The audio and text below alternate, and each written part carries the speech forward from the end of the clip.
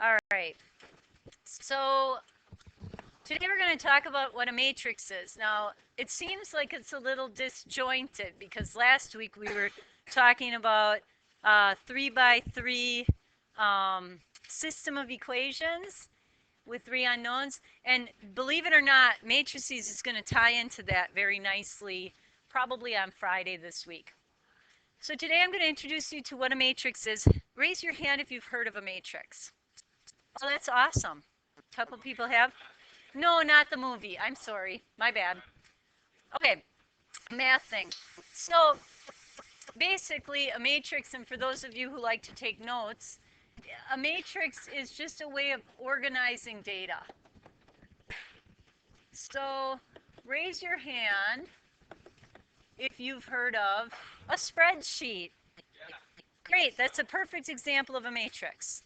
So you have rows and you have columns. That is what a matrix is. So today we're going to talk about what a matrix is and then all the different ways that we can use them. We won't probably get to do the 3 variables and 3 unknowns or equations till Friday because it's going to be an unfolding, but just to get used to it, here's the first example. I'm taking my 2 children and my mom, who is 75 years old, to the movies. Tickets cost $9 for adults, $5 for children, and $6 for senior citizens. How much do I spend? But more importantly, how would I figure out how much? Yeah, I'm going. I'm not dropping off my mom and kids. I'm going to join them. I should, but I'll go. How would you figure out, like, what multiplication would you do? What addition would you do? Okay, so you would take the cost for adults times how many adults are going. That's just me. Plus, okay, 5 times 2 because that's the cost per child times the number of children. Okay, good. Cost per senior times number of seniors. And then you just, multiply those together and then add them up. And you'd get the answer. Let's see, did anybody do it? Good job. All right. Oh, but look, I called my friend. She's going to go too. She has 2 senior citizens. She's bringing her mom and dad and 5 children. Ouch. And she's bringing 2 other adults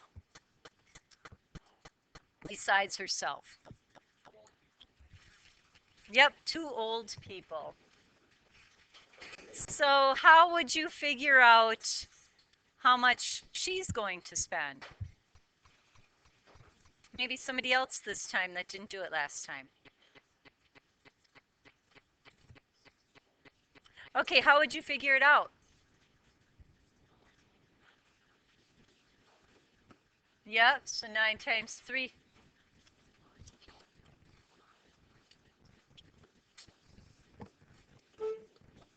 Yep, 2 old people. Good. Very good. Now, the question I'm going to ask and what we're going to use matrices for is how can I organize this data? So before we talk about how to organize that particular data, I have this up there for those of you who like to write notes down.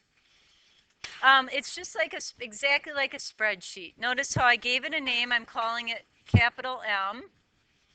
In words, what would capital M stand for in the example I just gave? The cost for what?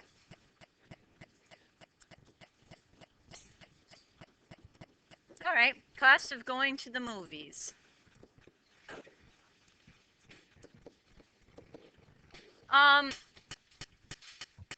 In words, and I have more rows than columns here because I wanted to do it that way.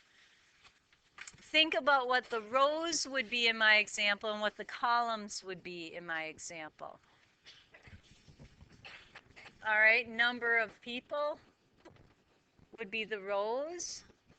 What would be the columns?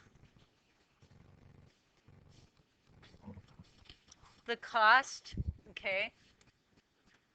So for adults, children, and seniors. Notice how one side I have number of people and the other side I have adults, but I'm talking about, oops, don't want to quite do it that way. The number of people, let's say I have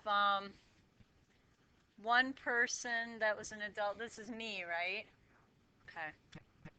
And then I had how many children? And how many seniors? One. This was my family. I can't put cost into this matrix. I'm going to have to make that be a totally different matrix. My cost matrix. What do you think I'm going to put in the second column here? Yeah, the other family, my friend's family. How many adults did she have? Was it 3? And then 5 children and 2 seniors. So that's how I would organize that data. So each, yeah, and we'll talk about matrix multiplication today, but not right this second. About how I set that up. Yep, I just put my family and then my friend's family. That's a matrix. So I'm just using it to organize the data. It doesn't help me solve anything. It's just a way of organizing. Right. We'll talk about how we can use these things to solve things as the class goes on. Just some terminology I want to get you kind of used to here. This is a 4x3 matrix. And notice the color coding. When we write it, it's always rows by columns. And then just another little definition-y thing. What's M2, 3, do you think? In this matrix. Good. And so that would be letter, good, F. So row 2, column 3. How about M42? Good. How about M51?